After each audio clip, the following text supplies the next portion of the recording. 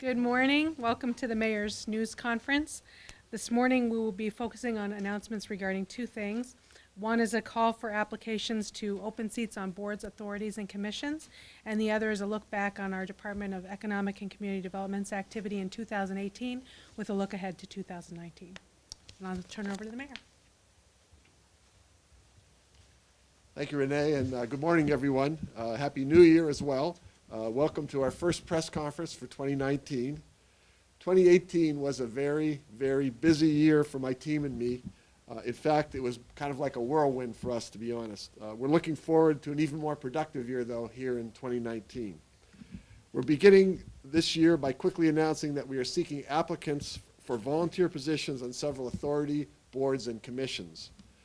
Here's what we have. We're currently offering the following positions are open. There are 2 seats on the Erie Redevelopment Authority, 2 seats on the Planning Commission, 2 seats on the Erie Water Works, 1 seat on the City of Erie Land Bank, and 1 seat on the Erie County Convention Center Authority.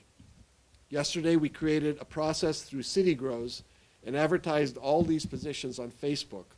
In an effort to embrace our diverse perspectives, we are hoping to attract qualified candidates from various cultures.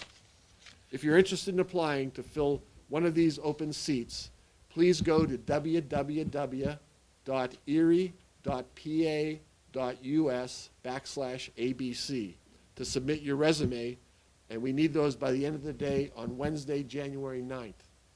We encourage anyone who wants to help us to transform Erie to apply. We are especially interested in getting all Erie diverse cultures represented on our boards and commissions. Now for the remainder of today's press conference, Chris Groner and Brett Weiler will present a review of the work done by the city's Department of Economic and Community Development in 2018. As you all know, the 5th element of our vision is to celebrate Erie's abundance of good family-sustaining jobs. Our Department of Economic and Community Development has worked hard over the past year to move this vision toward reality. I'm going to turn it over now to Chris Groner, the director of the department, and Brett Weiler, our business development officer, to provide an overview of 2018 and a preview of 2019. Chris?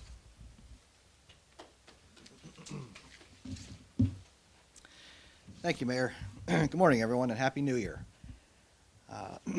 This time of year, we tend to be a little reflective and also tends to be a time for setting goals, and so we thought this would be a good opportunity for us to take a look back to the past year and review what we've been able to accomplish in the Department of Economic and Community Development, take measure of those activities, and then also look into the new year coming up. So, sort of a year in review. On the financing and funding front, we approved a little over $4 million in direct economic development funding for projects throughout the city that resulted in the retention and creation of literally hundreds of jobs. You've heard me speak to this before, but this low interest gap financing is critical to getting a lot of these deals done. And in 2018, the city's Enterprise Zone, Business Development Fund, and Infrastructure Development Fund had the most active years ever. So it's a good sign that there's a lot of activity happening and that we were able to take part in more of that than ever before. In terms of outreach, direct business outreach, we conducted over 200 visits and meetings in 2018 because it is our belief that we must engage directly with the businesses, talk with the owners and managers, find out what their challenges are, and work towards finding solutions for them that we feel are readily achievable.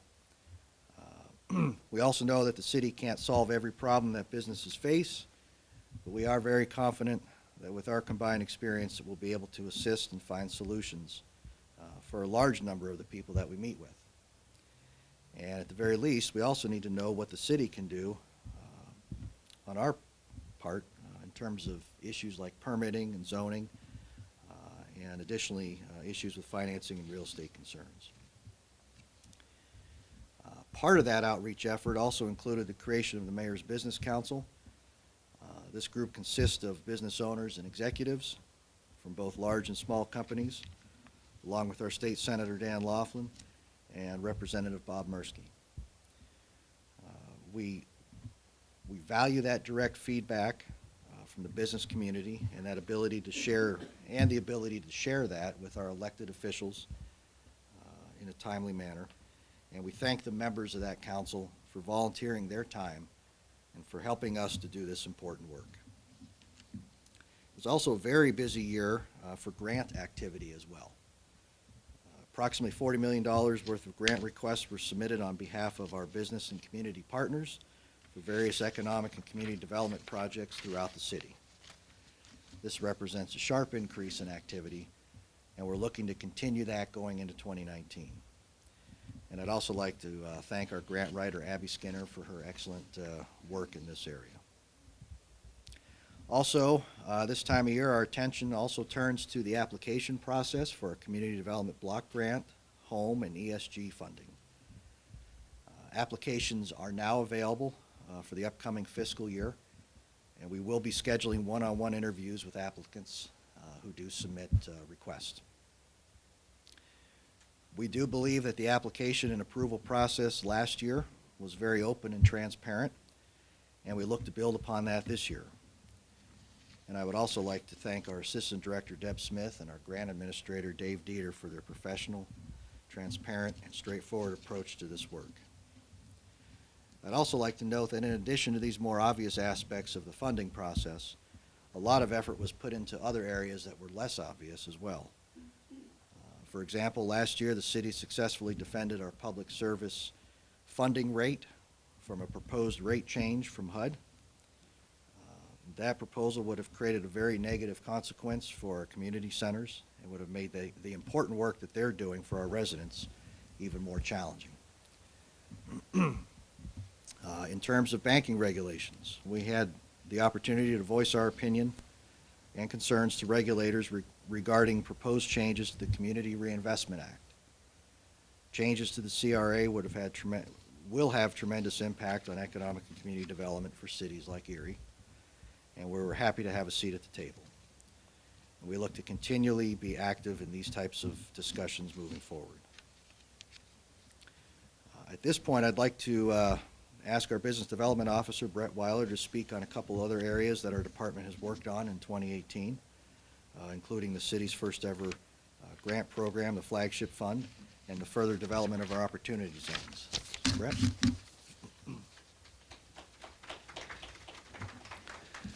Thanks, Chris. Good morning, everyone. First, we're happy to announce that our next application period for the Flagship Fund micro grant program is officially open. You'll recall the program was established to provide financial assistance to support market-ready products and services that enhance the City of Erie's reputation for innovation and creativity, contribute to a thriving and sustainable business culture, and improve the quality of life for residents in the City of Erie. Startups and established businesses located within city limits from any sector are welcome to apply. Remember, you must have 10 or fewer employees and make less than $500,000 in annual revenue.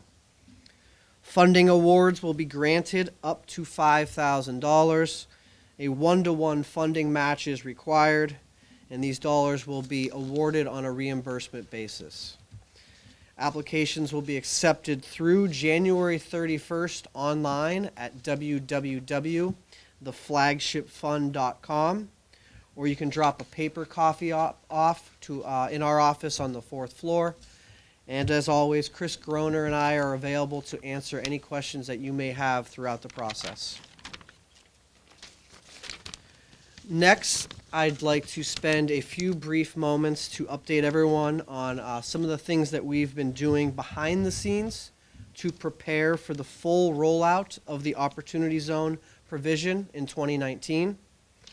Since we last met to discuss our Opportunity Zone efforts and unveil the City of Erie's investment prospectus, our partner, the Erie Regional Chamber, has formalized the formation of the Flagship Opportunity Zone Development Company and is currently in the process of securing financial support to staff, operationalize, and market all aspects of the Opportunity Zones in Erie to optimize their potential.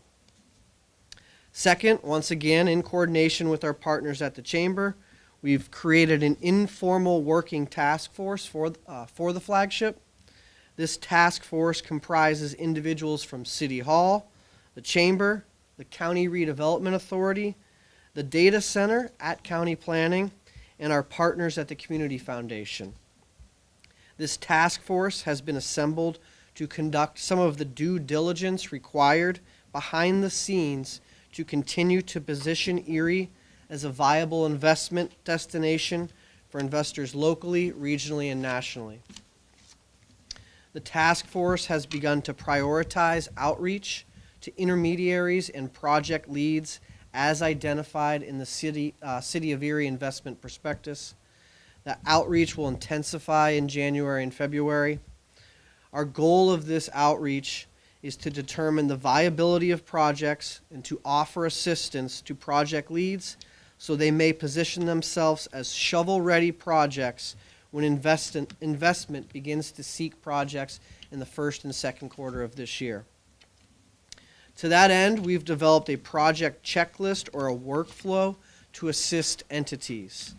The process includes pre-development considerations, market, financial, and public feasibility analysis, site and engineering analysis, financing options and structures, public approval process, construction considerations, marketing and offering strategies, and potential funding and project promotional support. By working through this process or checklist with an entity, we hope to play matchmaker so that project leads can receive the technical assistance required to confidently present a viable project to Opportunity Zone investors. Further, our group will work closely with the mayor and his core team to develop a scorecard based on its alignment with his 5-point vision for the city. Next, our task force has begun to gather data or market intelligence, including a list of all operating businesses located within our 8 designated Opportunity Zone tracts, a list of all publicly owned properties in those tracts, and a list of all locally controlled Opportunity Zone funds being created. Further, we've begun compiling a list of qualified Opportunity Zone funds being constructed across the country, a list of social impact investors looking for projects with a triple bottom line, a list of real estate developers and investors from across the country, and a list of venture and angel investment firms across the country looking to invest in a variety of asset classes. We've been working closely again with the Erie County Data Center on this information collection. Our end goal is to actively market our projects to these lists of developers, investors, and social impact investors in coordination with our private sector partners. Moving forward, we will also begin to conduct proactive outreach to a number of anchor institutions from across Erie County to discuss creative ways they can invest and support projects in our designated Opportunity Zones. Further, again in coordination with the Chamber, we plan on rolling out a series of events and programs aimed at educating the public and local stakeholders about Opportunity Zones in Erie, including programming for wealth management advisors, banks, accounting firms, law offices, and local investors and developers. And finally, as a side note, the City of Erie's investment prospectus and the corresponding strategy in collaboration with our numerous partners continues to receive national attention. A few noteworthy examples include we were featured prominently and featured as a best practice in the policy brief from Bruce Katz and Evan Weiss called Transactions to Transformations: How Cities Can Maximize Opportunity Zones. We were featured as an early mover on the Accelerate for America website upon the launch of our investment prospectus. We were featured in an in-depth article on Opportunity Zone strategy by Route 50, a digital news publication from Atlantic Media. We were held up as an example for local municipalities on a recent PA, Department of Economic and Community Development Opportunity Zone webinar. And of course, our partners at the EDDC were recently invited to Capitol Hill to speak with legislators and other Opportunity Zone thought leaders to share their insights and experiences around Erie's Opportunity Zone strategy. While these headlines are nice and the momentum is palpable, those of us in economic development know that we get paid to facilitate an environment that attracts investment and creates family-sustaining jobs for the residents of this region. So I hope the next time I get the chance to speak about Opportunity Zones, that's what we're discussing. Thank you.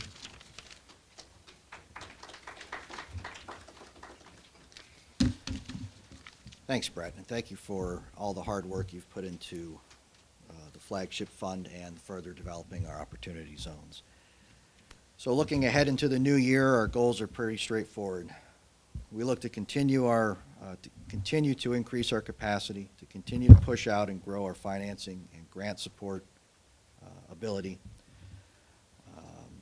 Also support an increase in deal flow. We had more activity in 2018 that we were able to support than ever before, and I'd like in 2019 to be able to build upon last year as well. So we're going to continue that. We're going to continue to push on our business outreach and additionally further develop our Opportunity Zones as well. And one final note on 2018. While we worked hard in all of the areas we previously mentioned, we also needed to look for ways to streamline and become more efficient and to do more with less. And to me, this is as important of an outcome as anything else that we've just highlighted. And I believe we've been able to do that by reducing our operating budget by nearly $150,000 in 2018. As positions were reduced, everyone had to take on additional tasks, and I want to thank the entire department for the great work that they've done. And we're certainly going to continue to look for ways to operate efficiently and effectively in 2019, and we remain dedicated to attracting additional investment and creating more opportunity in this new year. And speaking of opportunity, I'd now like to invite two of our Business Council members to speak about great job and career openings that are available today. And I've had the pleasure of working with both companies, and I'm excited to hear more. So I'd like to welcome up Doug Lads from Team Hardinger Transportation and Bob Guthrie from Berry Global. Gentlemen.